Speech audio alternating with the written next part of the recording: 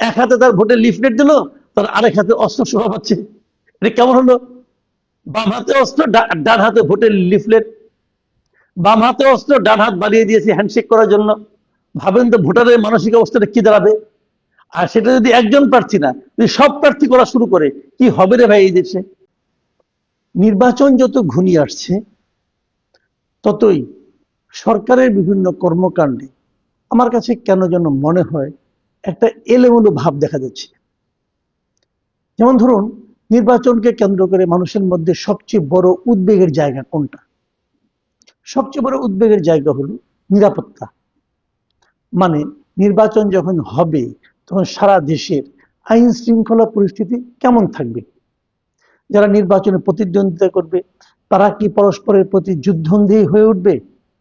তারা কি অস্ত্র অথবা বল প্রয়োগের চেষ্টায় লিপ্ত হবে? এটা যেমন প্রশ্ন।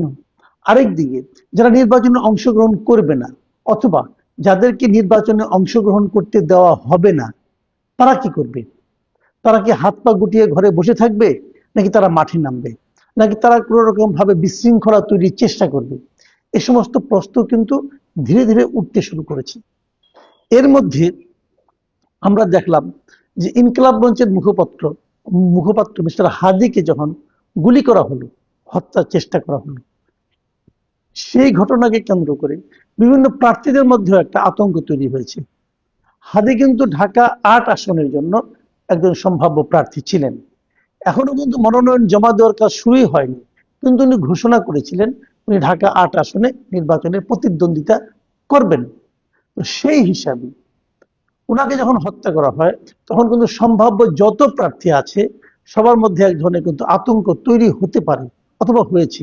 আমরা দেখেছি যে নারায়ণগঞ্জের একজন প্রার্থী, যিনি বিএনপি থেকে নমিনেশন পাবেন বলে সবুজ সংকেত দেওয়া হয়েছিল। আমরা তো বিএনপির একটা প্রার্থী তালিকা দেখেছিলাম, প্রাথমিক তালিকা, সেই তালিকায় ওনার নাম ছিল। উনি একজন ব্যবসায়ী মানুষ। উনি কিন্তু এরই মধ্যে ঘোষণা করেছেন যে উনি আর নির্বাচনে অংশ নিচ্ছেন না। এবং এই নির্বাচনে অংশ না নেওয়ার কি কি কারণ ওনার মধ্যে কাজ করেছে উনি তার ডিটেলে বলেননি, তবে এতটুকু বলেছেন যে ওনার পরিবার চায় না, এবং এর মধ্যে ওনার নিরাপত্তার বিষয়টাও আছে। একবার ভাবুন, বিএনপি থেকে মনোনয়ন পাওয়া, এটাই যে একটা বিরাট ঘটনা, একটা বিরাট প্রতিযোগিতার বিষয়। সেই প্রতিযোগিতায় জয়ী হওয়া মানে কি? মানে কিন্তু বিশাল কিছু পেয়ে যায়, আলাউদ্দিনের চেরাগের মতো পেয়ে যাওয়া কিছু একটা। সেরকম চেরাগ পাওয়ার পরেও যখন একজন প্রার্থী বলেন যে আমি নির্বাচনে অংশ নেব না, তখন তার ভেতরে যে ভীতিটা, সেই ভীতি সম্পর্কে নিশ্চয়ই আপনারা একটা ধারণা করতে পারেন। এখন এই ধরনের ভীতি কি আরো কোথাও আছে? থাকতে পারে, কিন্তু প্রশ্ন হচ্ছে এই ভীতিটা দূর করার জন্য, নিরসন করার জন্য সরকার কি করছে? দেখুন, দেশে যত নিরাপত্তা জনিত সমস্যা থাকুক না কেন, সেই সমস্যার সমাধানের জন্য আমরা কার কাছে যাব? একজন সন্ত্রাসী হাত থেকে বাঁচার জন্য আমরা কি আরেকজন সন্ত্রাসীর কাছে যাব? তা যাব না। আমরা রাষ্ট্রের কাছে যাব, আমরা সরকারের কাছে যাব। সন্ত্রাসী কারা? যাদের হাতে অস্ত্র আছে, যে সেটা প্রয়োগ করতে পারে। অস্ত্র প্রয়োগ করার সবচেয়ে বৈধ পদ্ধতি আছে কার কাছে? রাষ্ট্রের কাছে, সরকারের কাছে। সরকার তার কিছু লোকের কাছে অস্ত্র দিয়ে রাখে, যেমন পুলিশ, র্যাব, আর্মি দিয়ে রাখে না? কেন দিয়ে রাখে? যেন অবৈধ যারা আছে তাদেরকে কন্ট্রোল করা যায়, তাদেরকে ভয় দেখানো যায়, তাদেরকে প্রতিহত করা যায়। তো সেই কাজটা সরকার কতটুকু করছে? সরকার এর মধ্যে আমরা দেখেছি, সরকার একটা সিদ্ধান্ত নিয়েছে কয়েকদিন আগে, 15 তারিখে দেখলাম যে তারা একটা ঘোষণা করেছে যে যারা নির্বাচনে অংশ নেবেন সেই সমস্ত প্রার্থীকে ওনারা অস্ত্রের লাইসেন্স দেবেন। এটা স্বরাষ্ট্র মন্ত্রণালয় থেকে নেওয়া হয়েছে। আমি এই ঘটনাটাকেই একটু বলতে, যে আমি প্রথমে বলেছিলাম যে সরকার মনে এলোমেলো আচরণ করছে। এই সিদ্ধান্তটা কি ভালো হয়েছে? বাংলাদেশের ইতিহাসে এ যাবৎ কোন নির্বাচনে যারা প্রতিদ্বন্দ্বী হন, যারা প্রার্থী হন, তারা কি অস্ত্রের লাইসেন্স পেয়েছেন? পাননি। এবারই প্রথম তারা দিচ্ছে। কেন দিচ্ছেন?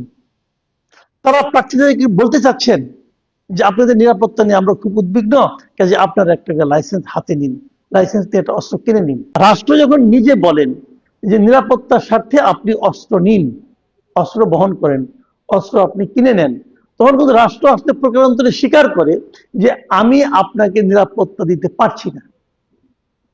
আমি যেহেতু পারছি না, নিজের ব্যবস্থা নিজে করেন। এটা কিন্তু রাষ্ট্র বলল। রাষ্ট্রের কোন মন্ত্রণালয় বললো? স্বরাষ্ট্র মন্ত্রণালয় বললো।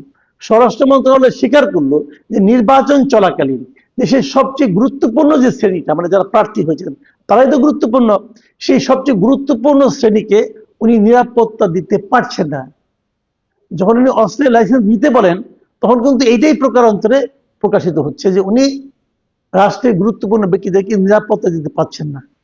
অথচ রাষ্ট্রের দায়িত্ব হলো কেবল গুরুত্বপূর্ণ ব্যক্তি না, সকল জনগণকে, সকল মানুষকে নিরাপত্তা দেওয়া। অথচ রাষ্ট্র এই গুরুত্বপূর্ণ ব্যক্তিদেরকে নিরাপত্তা দিতে পারেন না। কয়জন লোক নির্বাচনে অংশ নেয়? ধরো 300 আসন, 300 আসনের মধ্যে আমি এক একটা আসনে 20 জন করেও ধরি, তাহলে 6000 লোক। সিম্পল কিন্তু, তাহলে 6000 লোক। উনি সারা দেশে 6000 লোককে নিরাপত্তা দিতে পারেন না, তাহলে রাষ্ট্র 18 কোটি লোককে নিরাপত্তা কিভাবে দিবে? যে রাষ্ট্র জনগণকে নিরাপত্তা দিতে ব্যর্থ, যে রাষ্ট্র জনগণকে নিরাপত্তা দিতে পারবে না বলে স্বীকার করে, সেই রাষ্ট্রের উপর, সেই সরকারের উপর আমার আপনার কতটুকু আস্থা থাকা উচিত? ব্যর্থ সরকার। অর্থাৎ এই মুহূর্তে দায়িত্ব ছেড়ে দেওয়া উচিত, আমি পারছি না, অন্য কেউ পারলে দায়িত্বটা নেন। তাহলে দায়িত্ব ছাড়ে না। তাহলে এই যে সরকারের যেটা ব্যর্থতা, এই ব্যর্থতা তারা স্বীকার করে না। আমরা প্রথমবারে দেখেছিলাম কাজের কাজ একটাই হয়েছিল, সারা দেশে দৌড়ে দৌড়ে আওয়ামী লীগের লোকদেরকে ধরা হয়েছিল। কে আওয়ামী লীগ করে? কারণ মা আওয়ামী লীগ করলে, ওই দিন দেখলাম একটা ছবি, দেখলাম একটা বাচ্চা একটা ছেলেকে ধরে নিয়ে যাওয়া হচ্ছে, হাতে হাত করা। কেন? তার মা আওয়ামী লীগ করেন। তো বাচ্চাটা হাতে আপনি হাত করা লাগালেন কেন ভাই? এটা কোনো সভ্যতা হতে পারে? মা আওয়ামী লীগ করে, এই জন্য তার সন্তান একটা সদ্য কৈশোর থেকে উঠেছে, তার তার হাতে আপনি হাত করা লাগিয়ে দিলেন, সেটা আবার ভিডিও করলেন, সেটা জনগণকে দেখালেন। এখন ওই ছেলেটা, সে কি তার ওই মাকে বেছে নেওয়ার তার কোনো দায়িত্বের মধ্যে ছিল? সে তার ইচ্ছা অনুযায়ী সে তার মা হয়েছে? হয়নি তো। তাকে কেন ধরলেন এইভাবে? এটা কোনো সভ্যতা হলো? হলো না সভ্যতা। তাহলে কি লাভটা কি দাঁড়ালো? আরেকটা কি হবে এখন? এখন আপনি ধরবেন, ওই দিন দেখলাম একজন স্বরাষ্ট্রমন্ত্রী বলতেছেন, এই যে 2 দিন আগে ঘটনা, উনি বলতেছেন যে আওয়ামী লীগ হলেই ধরতে হবে। একজন জিজ্ঞাসা করলো যে আপনি যে আওয়ামী লীগকে ধরবেন, যদি তার নামে মামলা না থাকে, অথবা পুলিশ যদি বলে সে আওয়ামী লীগ হতে পারে, তার নামে তো মামলা নাই, তাহলে আমি ধরবো কেন? তখন সে বলতেছে কি আওয়ামী সন্ত্রাসী হলেই ধরতে হবে। একজন লোকের নামে মামলা নাই, সে যে সন্ত্রাসী, তার প্রমাণটা কি? কিভাবে বুঝবেন আপনি সে সন্ত্রাসী? এখন একজন লোক মনে করেন সে আওয়ামী লীগ করতে এক সময়, অথবা তার বাবা আওয়ামী লীগ করে, অথবা সে নিজেই আওয়ামী লীগ করতে, এখন রাজনৈতিক স্থগিত আদেশ আছে আওয়ামী লীগের উপর, সে রাজনৈতিক কর্মকাণ্ড করতেছে না, সে বাজার করে বাজারে ব্যাগ হাতে যাচ্ছে।